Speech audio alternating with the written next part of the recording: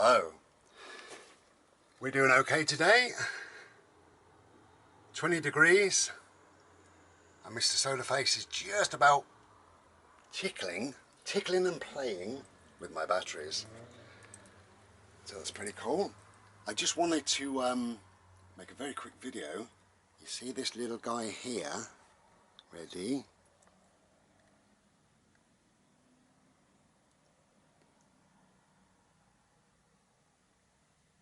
Yeah, good morning, darling.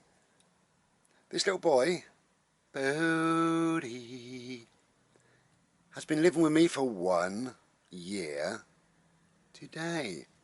A year ago, I found this little boy. I love you, darling. I love you. I love you. I love you. I love you, my darling. I love you.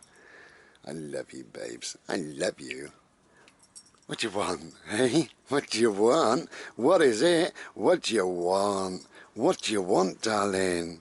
You wanted a cuddle. Is that what you want? You want a little cuddle from me? You gorgeous boy. So this little boy, hello, darling. Hello, hello, hello, hello.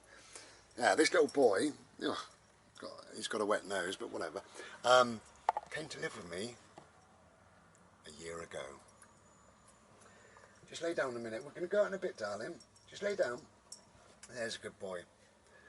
A very quick sort of synopsis of the old current situation, because we've done it already, haven't we, really, you know. A year ago, probably 2 years ago, I decided to get a dog. A year ago, I saw an advert online on Pets for Homes. And about 30 miles away from where I was currently living in a house, oh yeah, I was a house dweller. Can't believe it now. So, yeah, about 30 miles away, so I made a phone call and the guy said, yeah, come over. There was 8 pups, right? And he said 4 of them have gone. So I said, yeah, okay. No, I didn't ask him for a boy dog. I forgot on the phone. Big thick. So I drove over there, and when I got there, he's got 4 beautiful border collies, 4 beautiful little girls. And I said, mate, I was after a boy, really, you know, that's what I wanted. And we was just chatting, you know, and I looked over, and in this little sort of concrete pen type thing was this thing that moved like a small baby cow. It was sort of black and white, roughly. And I looked over there, and he said, if you want a boy dog, he was a farmer, he said, you want a boy dog? He didn't even speak like that. He said, you want a boy dog? No, he didn't speak like that either. He said, oh, you want a boy dog? He didn't speak like that either. He said, yeah, you get my drift. He said, if you want a boy dog, he said, there's one over there, but he's useless. I said, in what way? He said, I don't know. He said, he won't work. He's rubbish. He won't work. I don't even think he'd make a pet, to be honest. Anyway, I went over there. Oh, God, you know, and he was full, absolutely full of his own feces. And there was rotten food that they'd thrown over. He was riddled with fleas and stuff like that, and he was so sad in his little face. He was just awful.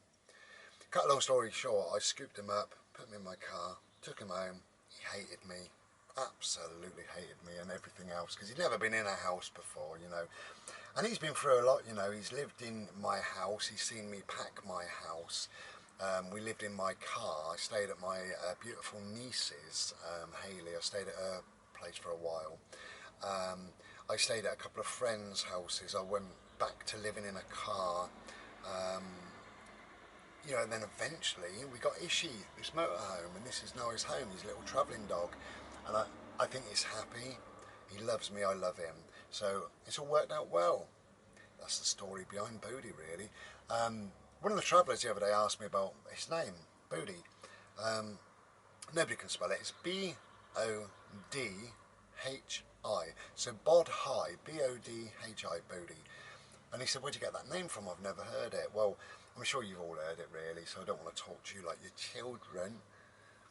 But yeah, there's a tree called the Bodhi tree. Now, Buddha, or the guy that would become kind of classed as the Buddha, he went and sat under this tree for a long, long time, and he become enlightened and awakened.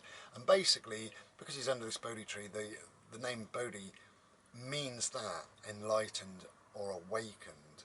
And I wanted a name that would put some energy into this little beautiful spiritual being. And you know, he is now awake. He is awake. He understands he's a dog. He understands he's loved and respected and cherished by me, and I really do love him. And I try to provide the very, very best for him. And I think I've got a wonderful dog. And as for the farmer that said, I don't think he'll ever make a pet, well, he's a wonderful, wonderful pet. He's got a way to go with certain things, but I love him dearly. His quirky, silly little nature. He's the best dog in the world. Everybody says that about their dogs. He is the best dog in the world. I love him.